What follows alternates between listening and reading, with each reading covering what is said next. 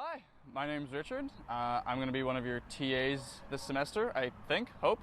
Susan is behind the camera, and you'll meet her in a second. And we are going to be running the Tree ID module, so we're just going to run through quickly a few things we're going to talk about, like terminology and whatnot, and maybe what kind of leaves you'll see, and like I said, all right, maybe we'll scrap this one, but we'll practice. But kind of terminology we'll use so you kind of understand what we're talking about as we're talking about it. So there are a few different kinds of leaf, and I'm going to run through that right about now. So there are simple leaves, compound leaves, and then there are like conifer needles and so like pine needles and stuff.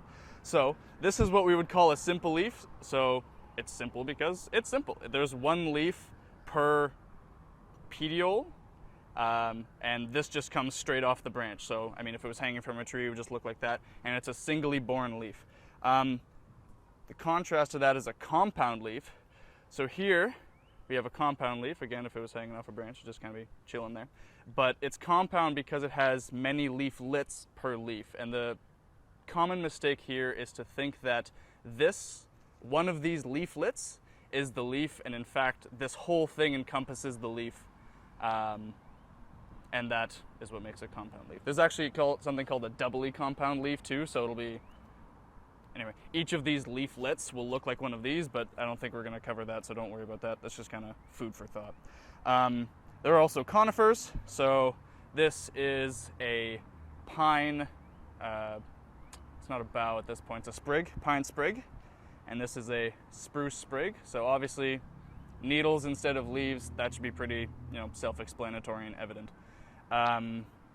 Another thing I want to talk about is kind of within the leaf or the sprig.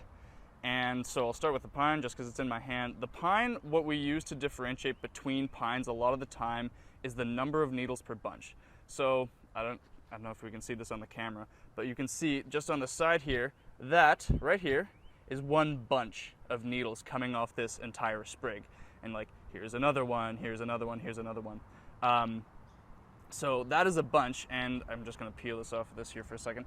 This is a white pine, and one of the many reasons I know it's a white pine is because there are 5 needles.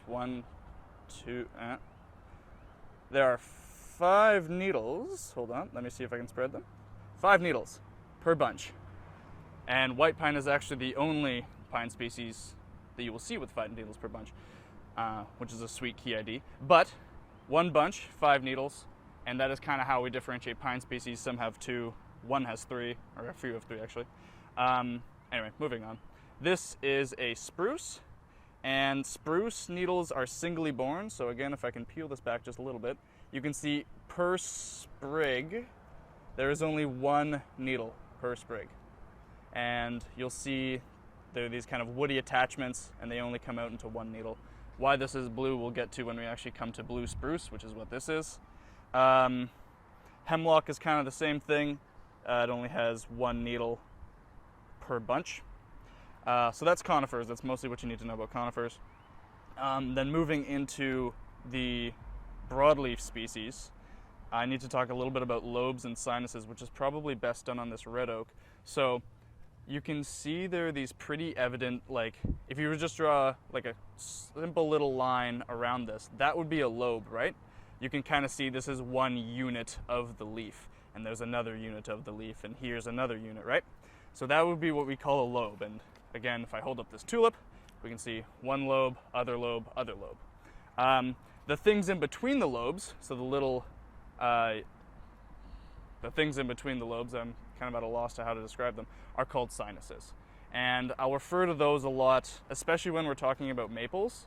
That will become a little bit more relevant. But again, just so you know what we're talking about, lobes, sinus. And last but not least, certainly not least, I want to talk about margin. And it's really simple because there's only 2 kind of things. It's a smooth margin, which is exactly what it sounds like. It's a very smooth kind of line, comes to the tip of the lobe.